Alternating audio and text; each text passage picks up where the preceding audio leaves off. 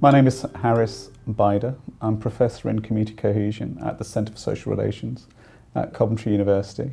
And my role is to develop, manage and implement ideas on community cohesion and identity at a national and international scale. The case study was the first national research project around the views of white working class communities on the themes of cohesion and integration. The reason that it was so important was that there was a gap in terms of research. The sort of focus had been on visible minority communities, so white working class communities had been left behind. I simply wanted to create a forum and an opportunity for those voices to be heard for the first time in a systematic way. The research findings were really interesting. They were surprising and unusual in lots of different ways. Firstly, the scale of disconnection of white working class communities to local and national politics was profound. People didn't trust policymakers or politicians. Secondly, they felt they were the last in line in terms of public resources such as housing, and other people had a privileged position ahead of them in the queue for that. Thirdly, we found there was no support of those people that we interviewed for far-right parties like the British National Party or the EDL. No support whatsoever. The research methods for this interesting project were largely based on interviews in 3 different neighbourhoods in 3 different cities. So Canley in Coventry, which is a provincial city, Aston in Birmingham, which is a very multicultural part of the city, and Somerstown in London, which is situated in a global city sandwiched between King's Cross and Euston stations. The perception of white working class communities is that they're somehow a part of the chav generation or the chav culture, which is wrong in my opinion. And I remember interviewing a young woman in her late 20s, and she said to me, I may live on the 30th floor of a tower block and have 2 children and I'm on my own, but that doesn't make me sick.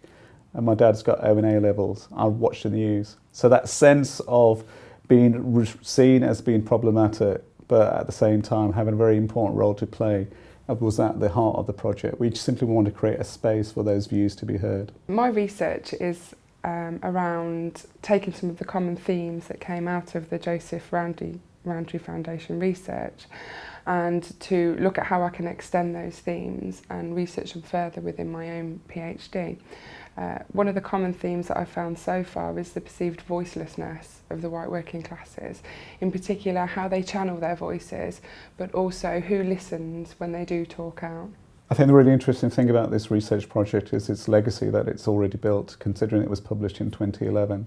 So what we've done is reshape the debates around identity and cohesion, and how we've done that is that we've connected with some of the concerns and fears of politicians of how they work with white working class communities. So they've used the research findings. I've had briefings in the Houses of Parliament. I've spoken to politicians on a one-to-one basis at Westminster and elsewhere to make sure these findings actually help to shape policy at a local and national level. At an international level, the research has travelled well. We've been invited to talk at places as diverse as Tokyo to New York to Washington DC about this research, because people all around the world are facing similar challenges of how they reconnect with low-income white communities in those areas. And I think one of the ongoing projects that I'm very proud of is been funded by the Open Society Foundation, so the foundation that is supported by George Soros, the financier, that is looking to build up grassroots alliances and working with low-income white communities and low-income British Pakistani communities in East London to hold the executive to account, but also create opportunities for them to recognise the similarities that they share are much more valuable than the differences that appear apparent. So the project and the legacy is, I think, really important. And it's important to say also that this research project for the Joseph Rowntree Foundation was the one that was most referenced by national newspapers and the media. So it shows an appetite and a vision for people to access this type of research, and I'm very proud of its impact.